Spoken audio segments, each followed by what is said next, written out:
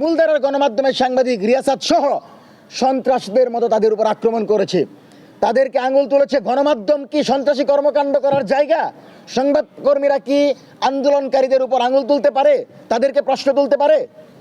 এই ধরনের সাংবাদিক হচ্ছে তারাই যারা জুলাইকে বিক্রি করে বাংলাদেশে নতুনভাবে তাদের সাংবাদিকদের যে এজেন্ডা বাংলাদেশের জনগণের এজেন্ডা না, তারা কোনো একটা প্রক্সি গ্রুপের এজেন্ডা বাস্তবায়নের জন্য সেখানে গিয়েছে।